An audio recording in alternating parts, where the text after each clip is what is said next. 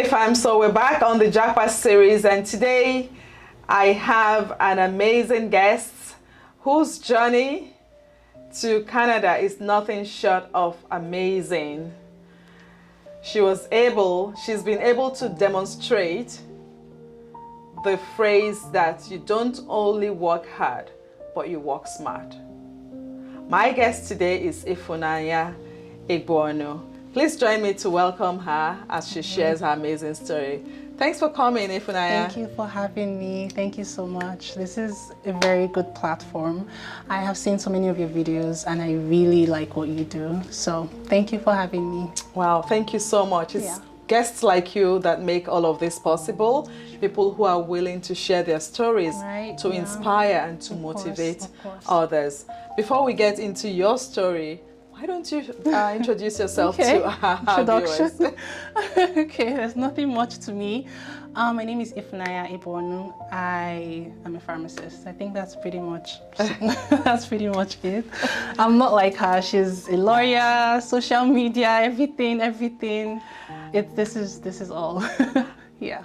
Pharmacist is not just anyhow. No, not everybody becomes a pharmacist. It takes a lot of smarts. I guess and so. And thank you again. And so I spoke with you and I was just amazed to learn that you came into Canada not long ago and you are already working as a pharmacist. And I know that it takes a long time to study and get the exams done and then, you know, become certified to practice. So why don't you walk us through, how did you leave Nigeria, or why did you leave Nigeria? Why? How? Okay. Well, my journey, I would say it's a very, peculiar one. I mean, like you've heard interesting journeys, and of course, everybody has different stories to tell. So where do I start from? Why? The why or the how? Well, let's see. You were a pharmacist in Nigeria. Did you practice pharmacy in Nigeria? I graduated in 2014 and then I worked in military hospital for the first 2 years. Then after working in the hospital, I moved on to work in the retail space. So I worked in MedPlus. Okay. It's one of the biggest retail chain pharmacies in Nigeria. So I worked there for about 3 years before starting my journey to Canada. So I left Canada 2021. You left Nigeria? Sorry, I left Nigeria December 2021. Okay. It was a very interesting one. Actually, I was supposed to leave February of that year, but that was like the day before I left. That was the day the Canadian border shut its doors to everybody. Due to COVID? Due to COVID. So, oh my goodness. Yes. So imagine, like, quit my job, sold my car, packed all my things, ready to leave. And then we actually moved, like the night before, we were supposed to transit in the UK. So my husband and my kid, with 7 bags, we traveled to the UK to, of course, transit to Canada. And like when we got there, it's shut down. So wow, so you already left Nigeria with all your bags and now you're stuck. Yes, I was very dramatic with it. Like, like friends and family had said goodbyes. I would say, oh, okay, this is the last time I would close this door. This is the last time I would shut this door. Or this is the last time I would pass this street. Very dramatic. And then it happened. I mean, and at the time, it was instant depression, of course, because we had to get sent back with the bags, and my husband would say, okay, get over it, like, what is going on? What is going on? And my mom, of course, she would be like, things happen for a reason, But at that time, I would ask her, like, when she tells me that, I would be so livid. Tell me the reason this happened. I need to know why. She's like, just relax. Like, I could not relax. So I was supposed to start my first exam June of that year, 2021. And then luckily, things really did happen for a reason, right? So we're able to write remotely. So that I was one of the first people to write remotely in Nigeria. Oh, wow. So yeah, because of the COVID, of course. So because obviously people were already writing in their homes, like, so they might as well write in any part of the world, right? So yeah, so it was like they used us as demo actually to test run the remote exams. Yeah, so I mean, like, it worked because I had help, right? I had Nigeria, yeah, of course, I had my nanny, I had, you know, staff, I had, you know, so it kind of helped because I was able to concentrate and write the exams. So I can imagine if I had come at that time with the whole, like, the heat of the COVID and the whole lockdown, it would have been really stressful. And I had a kid, of course, and I have a kid, of course, you know, so I think it worked because I wrote the exam, the first one in June, and I passed. And then obviously I was able to write the second one. So I'm like, okay, I might as well just write the second one, right? Because we had no date. The visas had expired. You know, it was just like, okay, just keep going to the website. You'll get information, you know, when the time comes. Right. There was nothing. Our visas had expired. I was living in my bags. And I'm like, okay, might as well just write the second one in faith, right? And then, so even though you didn't know what was happening, you just decided you'll study. Yeah, because I put everything, right? Wow. I put everything into this. I'm like, there's no way I can just stop. So I'm like, okay, might as well just do the second one. So I wrote the second one in November. So the first one is called evaluating exams, and that one is really broad. Like, it's basically everything you know from life. It is that broad, but it's not as deep, right? So it just touches everywhere. The syllabus is crazy. Like, you would read and read, literally read and read. Yeah, and then the second one is kind of narrow, but it's really deep. Like, it's more clinical, right? And it's more Canadian based, of course. So I had to unlearn everything I knew in Nigeria because it's really different. Like, these are two different spaces. Of course. Basically, in Nigeria, it's mainly sales driven, and in Canada, they're more clinical. They're more patient care centered, right? So I had to unlearn everything I knew in Nigeria. And you were studying, self-studying. Yeah, self-study, literally. The first one, I had no tutorials. I just, you know, I like to think that, you know, majority of Nigerians, myself included, I'm not secluding myself, we don't really like to read, like, when I say read, like the fine print, like small notes here and there. We like things handed over to us, right? And it's very convenient. I mean, like, when I started, I went on YouTube trying to look for someone that has done this, right? Like, tell me how I just want the breakdown. Tell me how you did it so I can do mine. But I couldn't find anybody. There was this one girl, Sheung, but I think she lived in the US. So her case was kind of different, right? Yeah. So I couldn't find anybody. I'm like, okay, just read.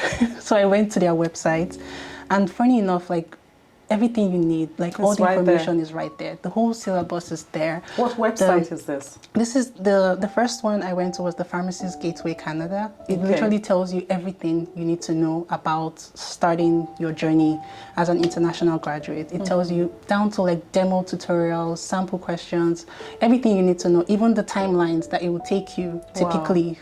You know, the prices, everything, basically, it will tell you. And then there's the PEBC Canada, that's the Pharmacist Examining Board of Canada. That one also is very detailed. These are like two very detailed websites. So I literally lived in those websites. I couldn't imagine myself, because I'm so used to, like, you know, we are so used to just, how did you do it? Like, okay, I'll do mine. That's it. But, like, I had to, you know, do my research, get to read. And then I took the second one in November of that year, and I passed. I'm like, yeah, okay. You would have been ecstatic at this point. I'm like, yeah, okay. And then, of course, the border opened, and then I'm like, okay, let's go. Let's go right away, right? So how did you renew your visas? They were renewed? It was renewed automatically. Okay, great. Yeah. So it wasn't like a big deal, right? So it just came out, and then December we moved into Canada. We stayed in Toronto for 1 month. And then, I'm like, I'm here. I'm here. What next? What next? I'm like, okay, so you have to write another IELTS. Really? Why? But like you get to see why they ask you to do these things, right? Because they are very big, especially as a professional. They are very big on, being able to interpret data, to be able to like read the fine print, the notes, documentation.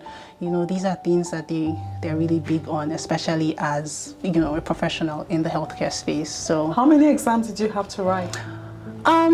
Probably like 4 or 5. Wow. Yeah. So then the third one is that one is more like a one-on-one kind of exam. So that one to me was really tough, obviously, because I'm very much introverted, and like I like to go straight to the point.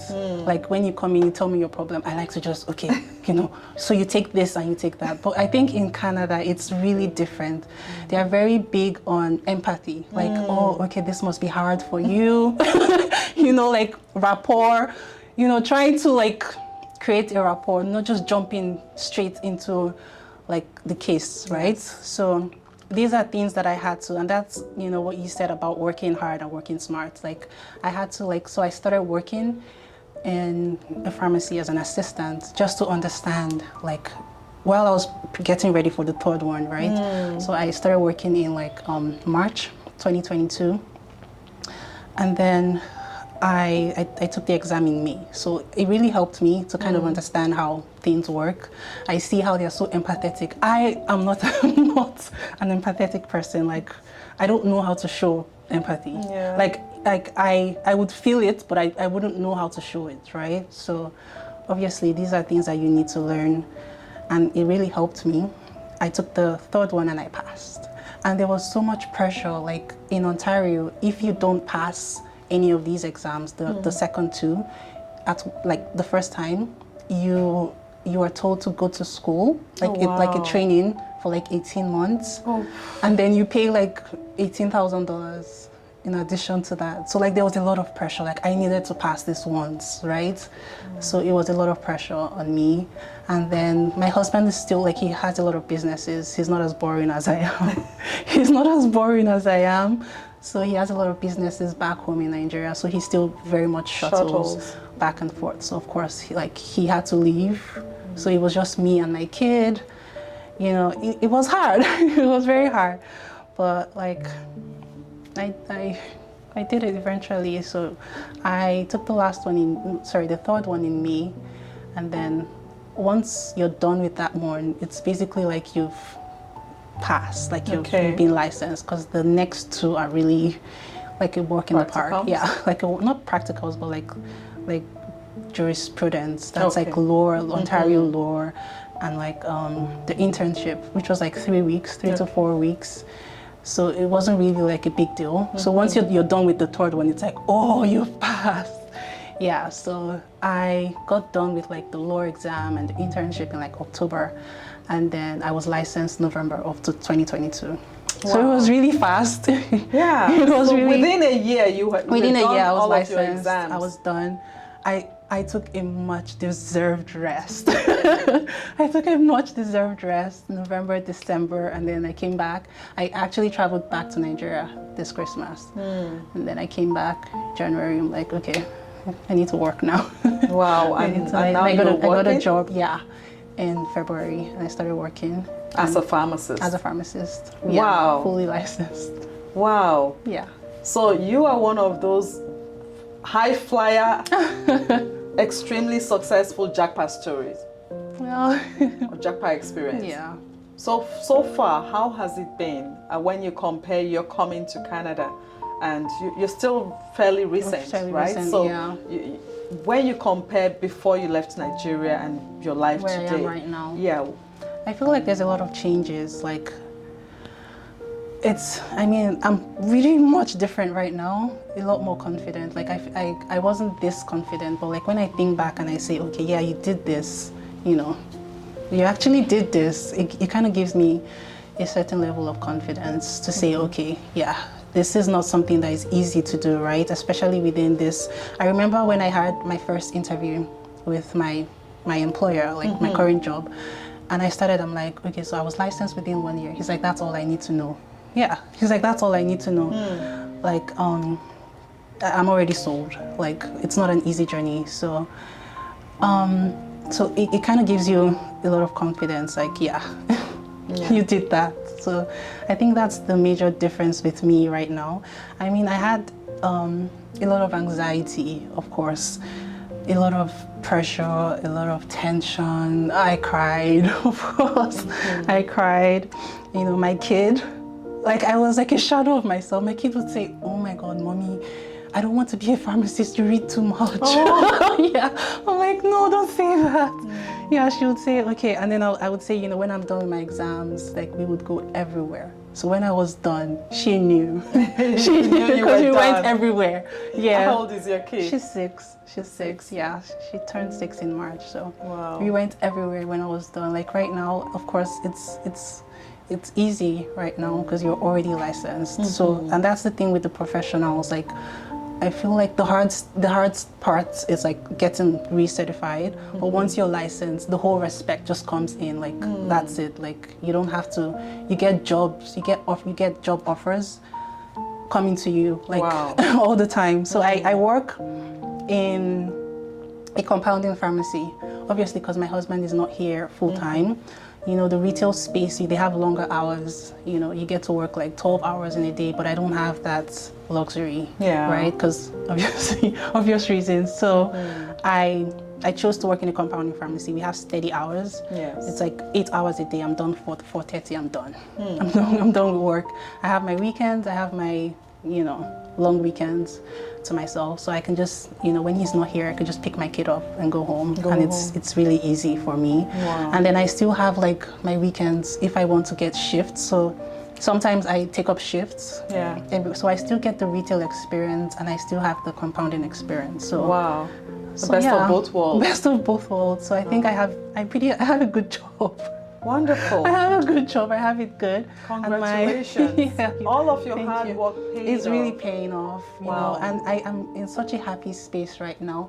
When I started my work, when I started with my employer, he's like, you know, this is what we can offer you. It wasn't a good pay, right? He's like, okay, this is, you know, you don't have that much experience. I'm like, okay, let's see about that. Like, let's see if we're going to review that in 6 months.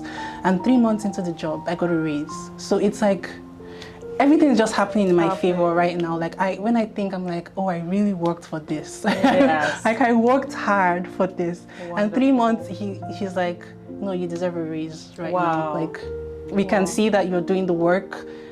Yeah. So I'm happy. So like, it wasn't hard. Yeah.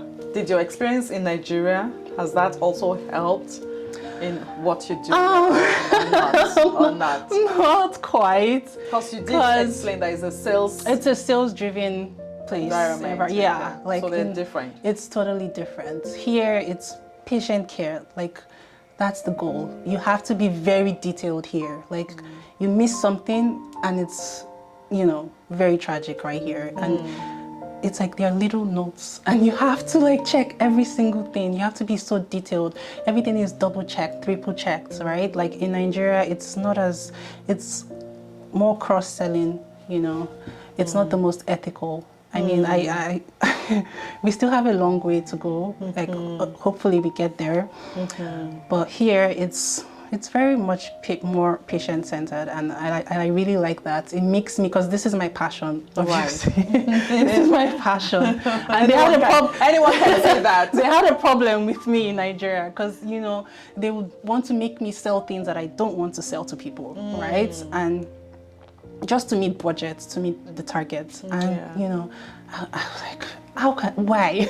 Why? So here, I really get to practice in what I believe in, you know, and, you know, I still have high hopes for Nigeria, actually. Like, we will get there. We will. Absolutely, absolutely. Well said. We will get there someday. Someday. Wow, thank you so much for sharing. So if you were to advise another pharmacist in Nigeria coming, what would you ask them, or what would you advise them to do if they desire to come over to Canada? Here. You know, the first step, like you said, is the desire. So if you desire to come here, like nothing would stop you, you know. You just have to do a lot of research. You have to be very detailed. You have to be, you know, open to failure.